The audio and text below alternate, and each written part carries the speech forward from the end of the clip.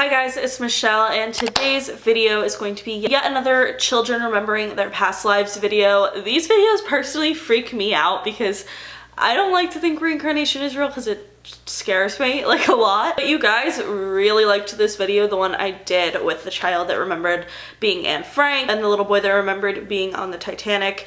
So I've been obsessed with this show lately called The Ghost Inside My Child, which is essentially telling these stories of children that remember their past lives. That's where I hear the stories and I'm like, this is so interesting, and then I want to share it with you guys. To be clear on that you guys could definitely go deep dive. There are so many different stories, but I like to find ones personally where they find who they were in the past life, or like it's about a specific person or a celebrity.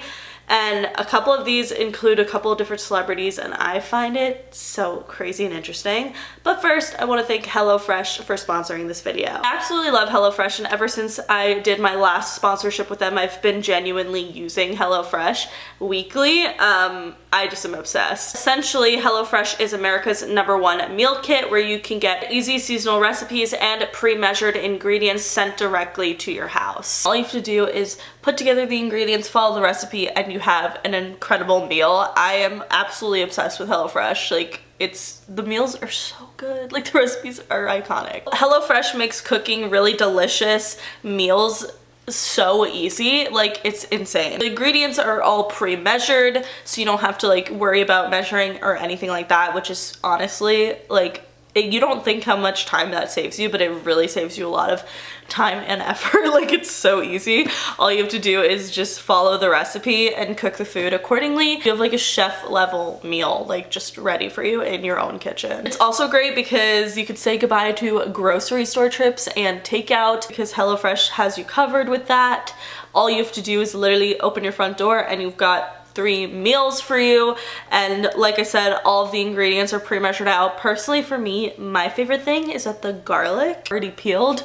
I don't know why this is such an important thing to me, and I'm pretty sure I mentioned it in the last HelloFresh video I did, but it means so much to me that is peeled because I hate peeling garlic. I don't know why. It's just a personal thing. HelloFresh is great because you can make deliciousness part of your week every week, because HelloFresh has tons of chef curated recipes that are insanely amazing. Like, I'm not even there. I've never gotten something from HelloFresh and not liked it. Like, it's always incredible. It's also something for everyone because when you pick your plan, you can pick from family recipes to vegetarian recipes, calorie smart recipes, which I choose the vegetarian recipes because I am a vegetarian, and everything is just like, it's so amazing. Plus, they also have the fun menu series, which is like the Hall of Fame series, also the craft burger recipes. HelloFresh has more 5-star recipes than any other meal kit, so no matter what you get, you're gonna know it's gonna be delicious. HelloFresh is also super flexible because you can add extra meals to your order if that's what you want, as well as you can add yummy desserts like cookie dough or extras like garlic bread, which I love. Of course, you can also skip a week anytime you need to, so it's very, very flexible. So HelloFresh is now $5.66 per serving, which is a really good deal. So to try HelloFresh out, you can click the link in the description box below or go to HelloFresh.com and enter the promo code Michelle Platti 9. With this offer, you get 9 meals for free, and that's $90 off of your first month at HelloFresh. And also that includes shipping, so definitely go to HelloFresh.com and enter the promo code Michelle Platti 9 or click the link in the description box below to check them out and get that offer. I definitely recommend checking out HelloFresh because I'm obsessed with it and you will be too. So anyway, let's get into the different stories that I have found for you guys. These are some of the craziest past life stories that I've personally seen. I just think they're chilling, really. So this first story about a little girl named Alexis, or Lexi for short, really just, it creeps me out a lot. Lexi is from Mount Pleasant, Tennessee. As a baby, she couldn't ever sleep. She had nightmares, which is very common in these past life remembering cases. A lot of the children report having nightmares. She would wake up screaming. She would wake up pulling her own hair, pulling whoever like was in the room's hair, like her grandma or her mom. And it just sounds terrifying. From a young age, like literally the age of 2, she knew how to hold a pencil normally. I would say like regularly when kids color, they hold like their pencils and their crayons in a fist because they don't know how to like correctly hold a pencil yet. But this kid could perfectly hold a pencil, which I find to be really weird. So did her parents, but I mean, like I said, they didn't think too much of it yet. Lexi would have conversations with people who weren't there, which of course kind of freaked her family out a bit. She started looking out of windows and being like, oh no, they're coming. And she just kept saying that. And she repeated this for like 6 months, they said. Like just continuously would look out the window and be like, oh no, they're coming, which I would cry. Like this is why I kind of don't want to have children, because they scare me. Like I said, she kept repeating this for months, and this would continuously happen where she would be like, oh no, they're coming, and look out the window. At first her parents were like, wait, what? Like who's coming? But then obviously once this persisted, they realized that no one was coming and it was probably just her imagination. Till one day, when she looked out the window after months of saying, oh no, they're coming, she says, oh no, they're here. I literally hate that. Like, saw that and I was like, wait, no.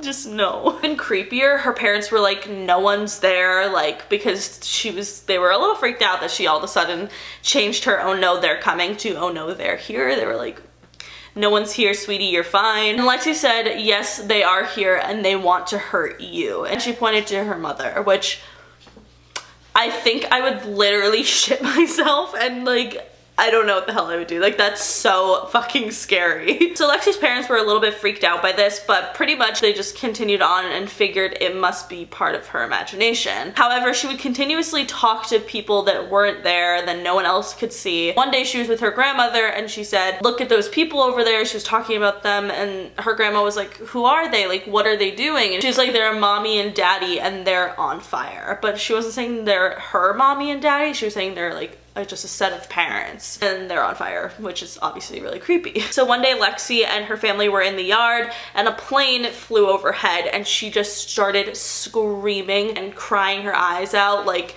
just throwing a huge tantrum, like terrified, just genuinely terrified of this plane. And she kept screaming and crying and saying, it's going to fall, it's going to fall, it's going to catch on fire and it's going to fall. So her mom asked Lexi saying, have you ever been on a plane?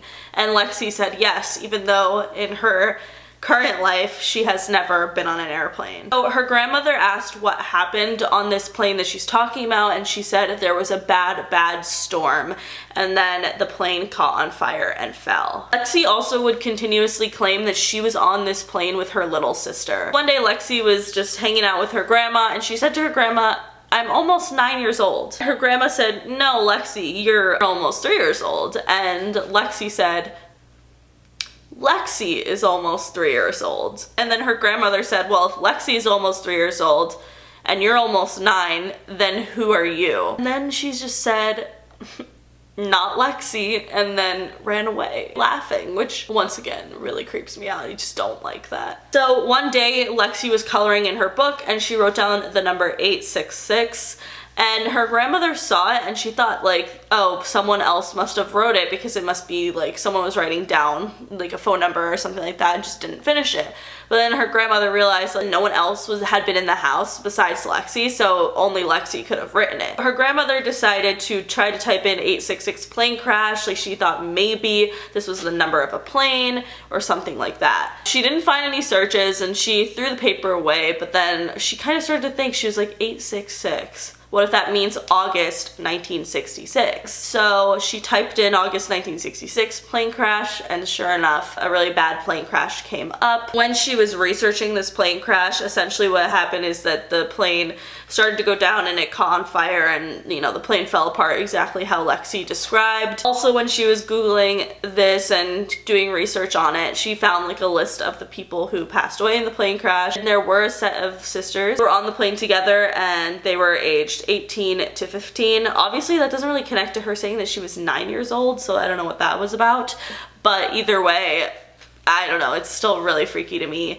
And stuff like that really freaks me out. I think that like that kid, her story was like one of the creepiest to me just because of the way she would talk, like, oh, they're coming for months, and then all of a sudden be like, they're here. Like, I would actually shit myself. Like, I would just I don't know what I would do. Some things just like really can't be explained, and that freaks me out. So the next two stories we're going to be talking about deal with celebrities or famous people that are currently not famous but remember their past life as a famous person. So these ones I find to be quite interesting as well. So in Buffalo, Minnesota, there was a girl named Amy. It was kind of a weird child. She just didn't talk, and by the time she was at the age of 2 or 3, her parents were growing kind of concerned because she just wasn't talking. She was obsessed with silent movies. She loved watching old Hollywood movies, and she was really interested in that, even though, you know, none of her parents' other kids ever expressed anything like this. It was very odd. According to doctors, there was nothing actually wrong with Amy, and there was no reason why she shouldn't have been talking. So of course her parents were very concerned when she got to the age of 5 and she was still not saying a word. Like I said, she loved watching old movies. One time she even went to the bathroom and did her hair all up in curlers, and her mom said it was like perfectly done, and she was 4 years old.